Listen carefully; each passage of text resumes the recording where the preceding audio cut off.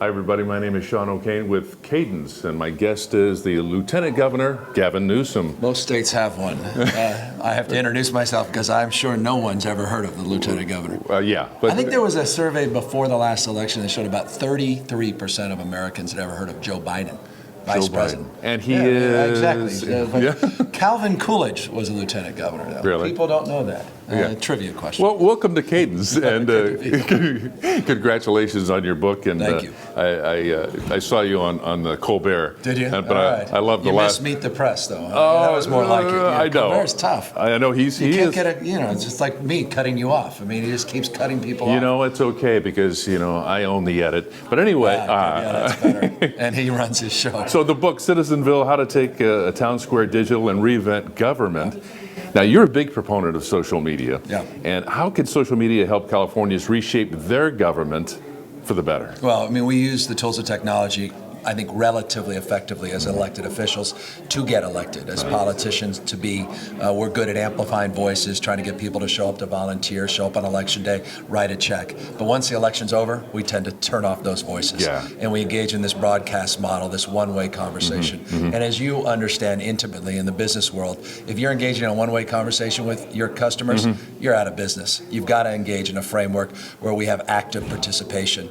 And so my argument in this book, Citizenville, is about a two-way conversation. It's creating a framework where citizens aren't treated as subjects, but are treated as co-producers, that we're not doing things to you, we're doing things with you. And the tools of technology today allow us a platform for participation none of us could have imagined 5, 6, 7, 8 years ago. And so the book lays out a prescription of how we can actually begin to resolve this disconnect that exists. You vote, guys like me decide, and move government away from a vending machine model where you put in $1 in taxes and we give you limited police, fire, healthcare, education, defense, and if you don't like what you get, you protest, you shake the machine, to a framework of Silicon Valley, government as a platform, as a convener, as a conduit, along the lines of what Jobs did with the iPhone and the smartphone.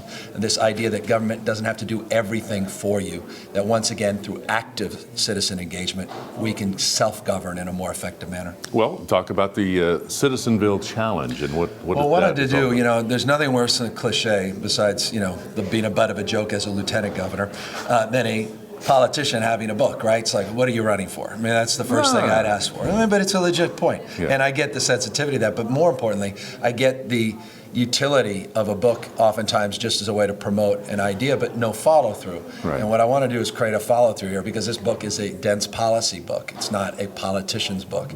It's about governing more effectively, not politicking more effectively. So we created a challenge with mayors all across the country. Mayor Nutter, the head of the U.S. Conference of Mayors, mayors of Austin, Ashley Swearington in Fresno, Dems, Republicans, all across not only the state of California, but across the country, to advance the principles of openness, transparency, and open data, and start putting data sets online, create app stores for your cities, not just app stores that you go on the Android platform or the iPhone platform. All right. What is your favorite app?